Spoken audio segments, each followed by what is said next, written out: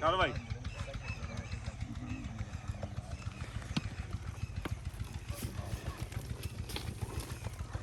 बल्ले भाई खान साहब क्या हाल ने? ठीक हो? ਇਹਨੂੰ ਕਹਿੰਦੇ ਨੇ ਰੰਨਾ ਵਾਲਿਆਂ ਦੇ ਪੱਕਣੇ ਪਰੌਂਠੇ ਤੇ ਛੜਿਆਂ ਦੀ ਅੱਗ ਨਾ ਬਲੇ ਦੇਖ हैं ਗੋਸ਼ਤ ਭੁੱਜ ਗਏ ਨੇ ਛੜਿਆਂ ਦੇ अच्छा जी। ਆ ਗੋਸ਼ਤ ਭੁੱਜ ਗਏ ਨੇ और शफान साहब अब बड़े तैयार होए हो? जनाब परसों के ब्याह था जी अच्छा ਤੁਹਾਡੇ ਨਗਰ ਗਏ ਸੀ ਵਿਆਹ ਤੇ अच्छा ਤੁਹਾਡੇ ਮਹੱਲੇ ਹੀ ਬਾਜ਼ਾਰ ਦੇ ਅੰਦਰ ਚੱਲੇ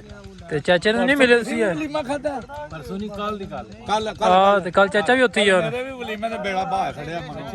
ਹਾਂ ਲੇਕਿਨ ਸਾਨੂੰ ਤਾਂ ਨਾ ਬੜਾ ਦਲੀਲ ਕੀਤਾ ਜੀ चाचा क्या बना रहे हो?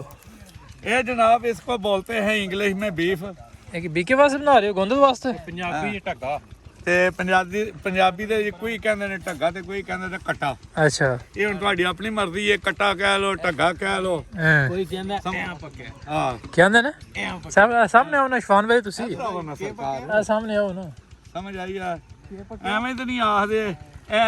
ਕੀ ਪੱਕਿਆ ਐ ਸਮਝ ਆਈ ਆ ਤੇ ਇਹ ਜਨਾਬ ਦੇਖ ਲੋ ਅੱਲਾ ਦੇ ਫਜ਼ਲ ਨਾਲ ਦੇਖੋ ਬੱਬਰ ਸ਼ਹਿਰ ਬੈਠੇ ਹਲੋ ਉਹ ਵੀ ਆ ਗਏ ਨੇ ਭਰਾ ਦੇਖ ਲੋ ਭਤੀਜੇ जो जो ਇਹ ਸੂ ਵੱਧ ਗੁਜਰਾਤ ਦੀਆਂ ਕੇ ਰੌਣਕਾਂ ਨੇ हैं हां जी गल ਇਹ ਤੋਂ ਬਾਅਦ ਕੋਈ ਗੁਜਰਾਤ ਦੀਆਂ ਰੌਣਕਾਂ ਹਨ ਨੇ हां जी गल ਗੁਜਰਾਤ ਉਹ ਸ਼ਹਿਰ ਹੈ ਜਿੱਥੇ ਬੜੀ ਦੁਨੀਆ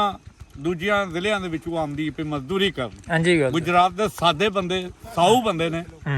ਕਿਸੇ ਨਾਲ ਜ਼ਿਆਦਤੀ ਨਹੀਂ ਕਰਦੇ हां जी गल ਆ ਦੇਖ ਲਓ ਤੁਸੀਂ ਰਹਿਮੀਆਂ ਰਹਾਂ ਤੋਂ ਬੰਦੇ ਆਏ ਨੇ ਮਲਤਾਨ ਤੋਂ ਵਿਹਾੜੀ ਤੋਂ सराइकी बहुत ज्यादा ने गुजरात में। ਯਾਨੀ ਕਿ